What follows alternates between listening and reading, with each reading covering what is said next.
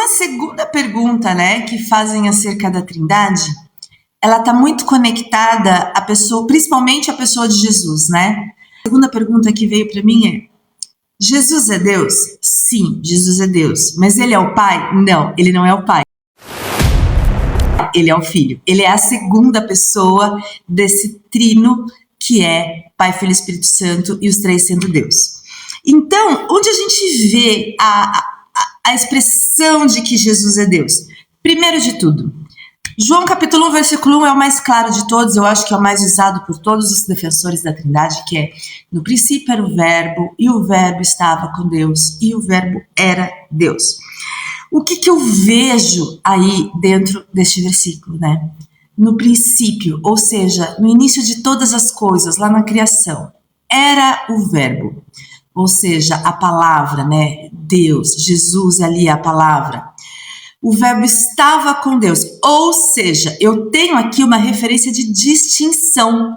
Eu tenho que é a palavra, Jesus, e tenho o estar com mais alguém, que é Deus. E o Verbo estava com Deus. Eu tenho a distinção em duas pessoas. Ou seja, Jesus é Deus? Sim, Joyce está falando exatamente isso. Mas ele é o Pai? Não, ele estava com o Pai. Tá? E o Verbo era Deus. Uma outra referência mostrando que Jesus é Deus é que assim, Tomé, né? Quando Tomé vê Jesus ressuscitado, o que ele faz? Ele corre para Jesus e fala: Senhor meu e Deus meu. E Jesus não corrige. Tomé, ele fez uma adoração ali ao Filho, referindo-se ao Filho como o Deus, e sim, Jesus aceita aquela adoração naquele momento. Outro ponto que a gente vê também, o próprio Deus falando acerca de Jesus, tratando-o como Deus. A gente isso vê lá no livro de Hebreus, capítulo 1, versículo 8, onde fala: mas ao Filho ele diz: teu trono, ó Deus, é para sempre e sempre, cetro de justiça e cetro do teu reino. Ou seja, o próprio Deus chamando uma segunda pessoa, Jesus, como Deus, tá? Aí a gente também vê outras referências de que Jesus é uma segunda pessoa e não é mesmo Pai. Quando a gente vê Jesus orando ao Pai, ele estava aqui na terra, ele ali no Getsemane, ele ora a Deus. Em João 17 a gente vê que Jesus ora ao Pai, e a gente vê que a oração, ela é uma questão de relacionamento, né? Então Jesus tinha um relacionamento com Deus. Ele tinha um relacionamento com ele mesmo? Se ele era Deus, Pai e Deus Filho ao mesmo tempo? E para aqueles que costumam dizer, né, já pegando esse gancho aí, que também é uma questão que colocaram: ah, mas Jesus ele orou a Deus porque ele estava aqui na humanidade dele, né? Ele estava no momento de humanidade, sim, ele precisava orar ao Pai que estava no céu. E aí eu quero conversar com vocês. Em João capítulo 17, versículo 24, ele fala assim: antes de existir, já havia o amor entre o Pai e o Filho. E aí eu quero ler com vocês o livro de João, capítulo 17, versículo 5, que fala assim: e agora, ó Pai, glorifica-me comigo mesmo, com aquela glória que eu tinha contigo antes que o mundo existisse. No versículo 6, eu tenho manifestado o teu nome aos homens do mundo que tu me deste.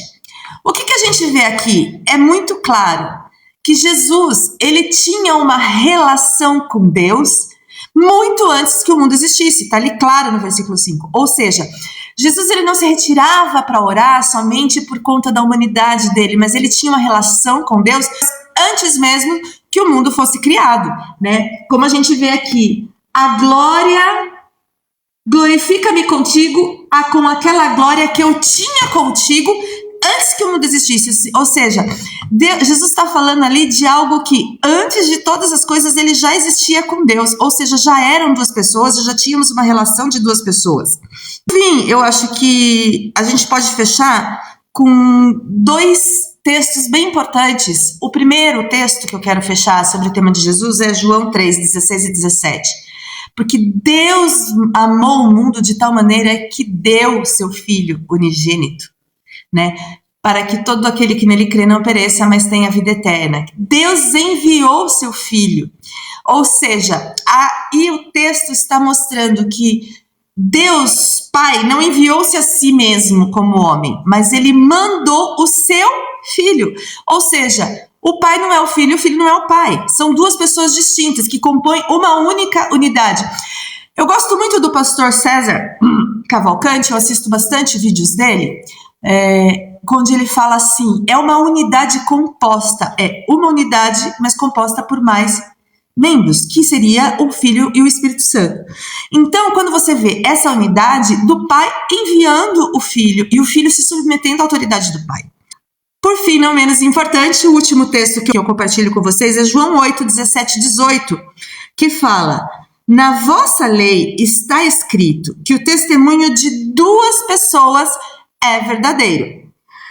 Eu sou testemunha de mim mesmo, Jesus falando. E o Pai que me enviou é outra testemunha. Ou seja, a gente tem duas pessoas distintas, Jesus falando de si mesmo e Jesus falando do Pai. E confirmando novamente aquele texto que a gente acabou de falar, de João 3, 16 e 17, que o Pai enviou ao Filho. Então, são textos que mostram claramente duas pessoas distintas ali.